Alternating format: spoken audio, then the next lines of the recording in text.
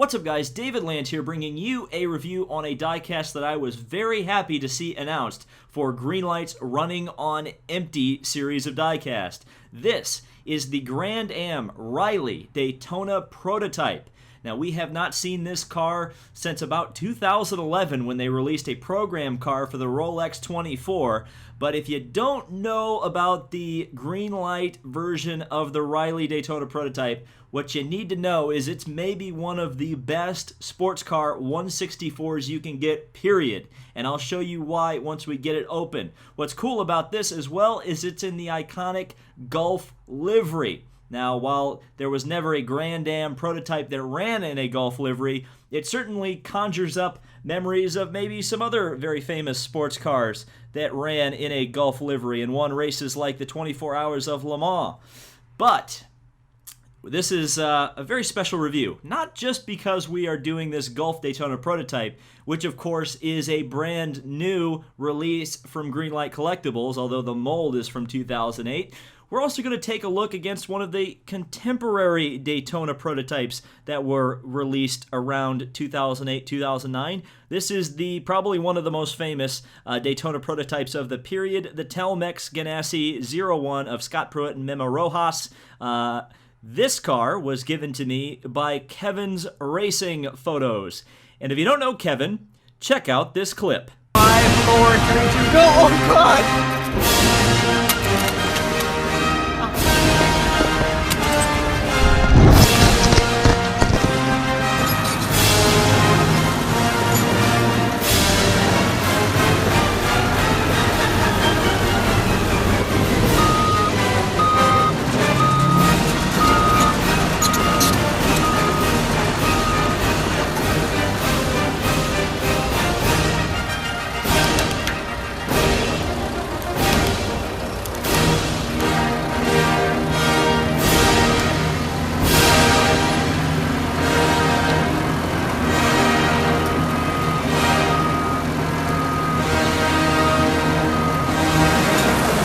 Now go down in the link in the description and check out his Instagram because I guarantee you will be entertained because boy is he entertaining on there. Now Grand Am, the series, was not something I was particularly a fan of in period. Now I would watch the Rolex and stuff, and obviously I would catch the races when they were on speed, but I wasn't the biggest fan of Grand Am as a series because I felt it was kind of dumbed down. I was a little bit more of a fan of the American Le Mans series. Just compare this prototype to that prototype, and then tell me which one looks more exciting and aggressive. But, again, these are one of the best 164 representations of a sports prototype you can get in diecast form. And I'll show you why. This is just a very, very good diecast, and again, I was ecstatic that it got released. And the packaging looks great as well. You kind of have that classic gas station livery going on here. I had to buy this on eBay only because I actually wanted to do this video in a timely fashion. You can find these Running on Empty series of diecast not only at Meijer stores, which are a regional chain in the Midwest, but you can also find them in Toys R Us stores. So if you want to find this, you can find it in stores. Just go to Toys R Us or Meijer. But they are all over eBay. They'll run you about $8, which I figured was not a bad price because honestly, that's about what I pay for the Indy cars produced by Greenlight, and I think that's a fair price for a diecast of this quality. So let's not only get the Gulf liveried car out of its box, but also let's get this old Telmex car out of its box and compare to see the difference between Greenlight's 2008 Grand Am releases versus their 2017 Grand Am releases. So naturally, we are going to start the review out with the classic Daytona prototype, the Rojas Pruett Telmex car, which won so many races in the Grand Am series that at one point, Grand Am actually put a bounty on Rojas and Pruett, an extra money bonus if anybody could end up beating them just to win a race. In addition to like the prize money they would already earn for winning the race, there was an extra bonus if you were not the Telmex Ganassi duo. They were that great. But I'm sure you're yelling at your screen right now. You're saying, David, that just looks like a prototype diecast. You know, we've seen that before. You've done reviews on cars like this before. What is making this car so much better than those other cars you have shown? Well, let's not do any further ado. These cars have a removable engine cover. And you can take a look at the rear cowling, the back of the monocoque of the chassis, and of course the engine and bell housing and all that stuff, the gearbox is back there, all that good stuff. You can see, and again, this is a 1/64 scale car. This is not, you know, a 1/18, a 1/43, a 1/32, 1/24. This is a 1/64 scale car that has engine detail, and that is so cool to have that with a 1/64 scale car. If you can see, we'll turn it upside down there so you can kind of see in the engine bay a little bit more. We will do a much closer up look of it, but this is just a beautiful diecast from the perspective of course, it's a great representation of what it's trying to be. It's trying to be a Daytona prototype, and while that's not the most beautiful racing car in the world, certainly the Riley Daytona Prototype wasn't anyway, especially of this era, but man, did Greenlight knock it out of the park with this release. And we'll put the rear engine cowling back on the car. There are just a couple little metal rods that stick into the chassis of the diecast, and that's how you create that effect of opening features. So let's take a closer look at this 01 Ganassi car. Obviously, Telmex was the main sponsor because Memo Rojas brought that to the team. This was at the point in history when Mexico and Mexican sponsors were very much involved in getting their drivers such as Adrian Fernandez, Memo Rojas, Michel Jourdain Jr. Into various forms of motorsports across the world, like kart, champ car, and Grand Am. Also the American Le Mans Series, as later on Fernandez would start his own team with funding from Lowe's, yes, that Lowe's, Mexico. So there was a lot of Mexican support for racing back then. And of course, Rojas went to Ganassi, one of the best teams in motorsport, still to this day.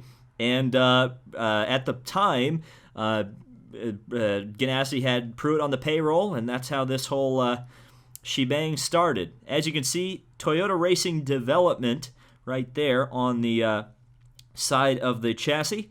That's because, of course, this car is powered by Lexus. And of course, that was a rebadge of the original Daytona Prototype motor from Toyota. That was an interesting part of the Grand Am regulations at the time. The Chevrolet and Pontiac engines in Grand Am were exactly the same thing, as were the Toyota and Lexus motors. You could rebadge them how you wanted to. In fact, there was at one point a Ford Daytona Prototype that they badged as Aston Martin. And that really happened. It never raced, but it almost happened. So real quick, I do want to take a look at the cockpit here because we can see Rojas and Pruett's names if it would focus in. There you go. And you can also get the Telmex Ganassi Racing. Now, I did actually do a video of the Rolex 24 versions of this and the 02 Ganassi Racing car. I'm sure you can find those on my channel. I'll try to link them if I remember. But obviously, you guys may remember that they did a half-and-half livery where half of the car would be Target, the front half, or the back half, depending on if it was the 01 or the 02 car, and the rest of it would be Telmex. Ganassi only ran one car most of the time in Grand Am. Sometimes he would have an all-star car, like if Scott Dixon or Dario Franchitti, or even like Jamie McMurray were available for a weekend, he would take them out. Juan Montoya is another driver that he would pull out of NASCAR or IndyCar and plug into the Daytona Prototype program and run a second car from time to time. But again, the effort for Grand Am for Ganassi was very much focused on the 01 car, and it definitely showed with the amount of success that this car generated over that period in history. So now, you have seen the 08 version of this car, but is the 17 version just as good? So here it is, the Gulf liveried Daytona Prototype that you can get on store shelves right now. So, the main question that I'm sure a lot of people are having is, does this car have the same opening features as the '08 car. Because a lot of times if you look at Hot Wheels collecting, if you collect Hot Wheels, a lot of the times the mold that they kind of bring back from the 90s and 80s that had opening features no longer have opening features. So does this car still have its opening feature? Let's find out. It's a little bit tight. It may or may not come off. Oh, wait. Yes, it does come off, revealing the engine. Now, a real quick question, because if you didn't know already, these Daytona prototypes actually came with two different engine molds. There was a V6 motor in Grand Am at the time, a Porsche engine, which ended up winning the Rolex with Brumos Racing. And they actually modeled that in the engine bay. Now, this car is, I think, pretty clearly a V8, but they did actually model a Porsche V6 in that car. So, looking at it, I believe we do have the same motor in this car as is in the '08 version. So the Telmex car powered by a Lexus/Toyota V8. If you have the Gainsco car or the Michael Shank Racing Ford, they will have this engine detail because that is pretending to be an 8-cylinder motor. But if you have a Brumos car, that car will have the 6-cylinder motor. Just a fun fact. So let's take a closer look at this Gulf liveried DP. As you can take a look at it. Obviously, a beautiful looking diecast once again. It doesn't seem like the mold has suffered too much over the years. They really haven't used it all that much. There haven't been a whole lot of uses for a Daytona prototype kind of in Greenlight's arsenal, especially considering that this style of car is now 2 generations behind what sports car racing in America now uses. The Daytona Prototype International, aka LMP2 with bodywork, is now kind of the de facto top class in America. And I have to say, even though it's kind of Daytona Prototype is a name that doesn't work for me. Not in the way that something like IndyCar or Le Mans Prototype works. And it's not because I hate Grand Am. It's because of the fact that when you think of Daytona, you don't think of prototypes. You think of NASCAR. So it's just kind of weird. Also, fun fact about these cars: they do have rubber tires, metal bodies, metal chassis, all the good stuff. Let's get that engine cowling back on there after we take a closer look at the engine detail. It's kind of weird that I think this is like the gearbox or something.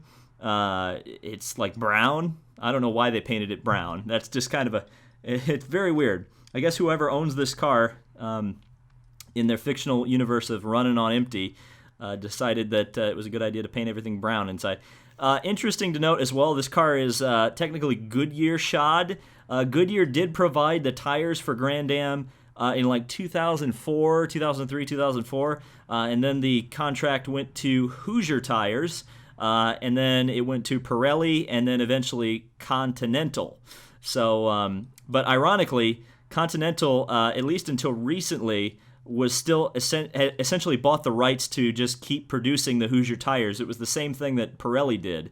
Pirelli didn't actually produce the tires in Grand Am. It was Hoosier. And up until just recently, I think Continental now makes their own tires, but they were still employing Hoosier to create the tires for the Rolex series, which is kind of interesting. Which, of course, is now the WeatherTech Championship. But yeah, let's talk about the car, shall we?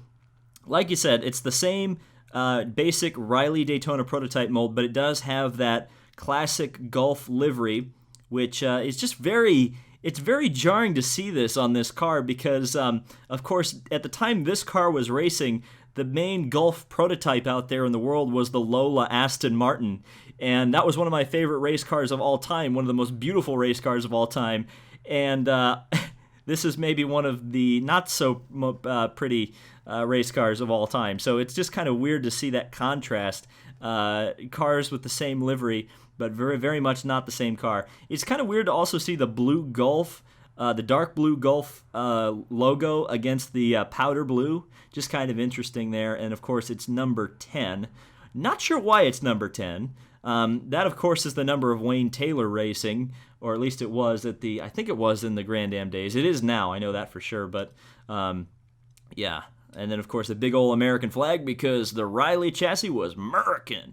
The Riley, of course, as well, was one of those chassis designs that was so dominant in Grand-Am. It was just, there were other chassis designs. It was not a spec series, but it was kind of one of those series that the chassis designer Riley that did such a good job that it kind of created this de facto spec series just because it was the only chassis that was competitive with itself. Kind of unfortunate.